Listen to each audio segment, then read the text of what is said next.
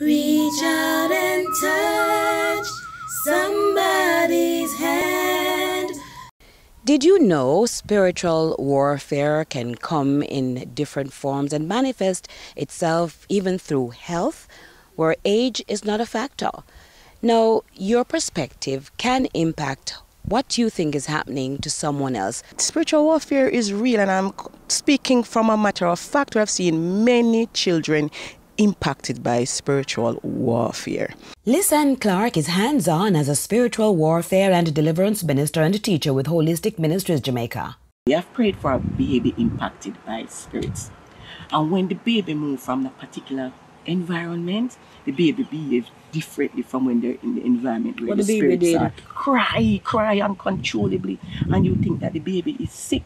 Making way for assumption where you have little or no evidence to support whether or not you are right or wrong. A lot of persons talking about this case at that high school right here in West Rural St. Andrew.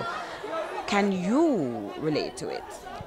I can relate to it. I have seen many individuals impacted by spirits, children and adults. And a most recent case I've seen is children impacted by technological spirits. These are spirits that come through the devices, the television, the internet, okay, the songs that they listen to.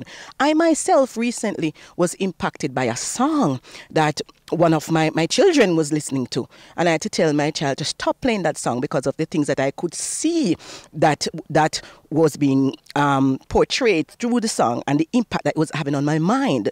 So spiritual warfare can impact the mind, the behavior of our children. Some can get aggressive, some can speak in different voices, some can become suicidal, some will have murderous spirits. A lot of fights, they become very aggressive.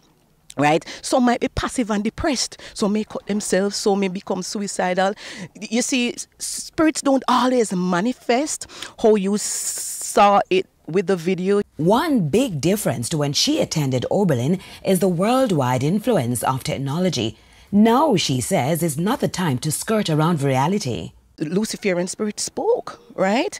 And there was a lot of fear. So fear is something too that can cause an open door. Even sickness is impacted by a spirit of affliction. Spirit of affliction, spirit of torment. So this is something we need to be careful, especially in this season. A lot of children are into Halloween, right? And during this season, there are a lot of demonic rituals that are being done. Another thing impacting our children is the music. Not just the dancehall music, but international music with reference to demons. And the guarding up, the loading up. When you do that, you form covenants with the enemy.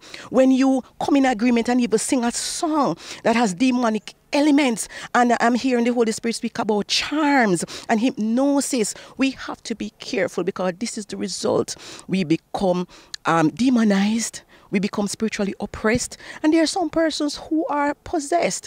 What I saw happen in the video, I know there was a lot of frenzy going on, but at the same time, I could see that there was force. There was a force that was on the compound when I prayed. I'm telling you what happened when I prayed. What I saw altars, different kinds of spiritual altars, and altars can be erected by persons who you don't even suspect. Do you understand? And these altars invite demonic agents into our environment. And altars are even in our churches, surprisingly. It is at many schools, most of our schools. And what happens to people in the community? They erect the altars too. And they speak curses. And what happens is that they impact the purpose of our children. There's a thing called sacrifice, spiritual sacrifice. A sacrifice doesn't necessarily mean that someone has to die.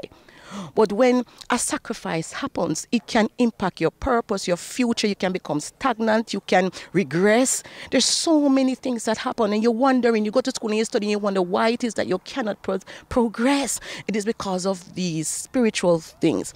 And until we get to the point where we realize that evil exists and spirits are real, we are spirits living in our body. So why shouldn't we believe that we have an enemy? We see that good and evil exist. What God said to me yesterday about this thing was to touch not the unclean thing, both adults and children, because we open up portals and we open and expose ourselves to spiritual attacks, and then we cannot deal with it when these consequences arise.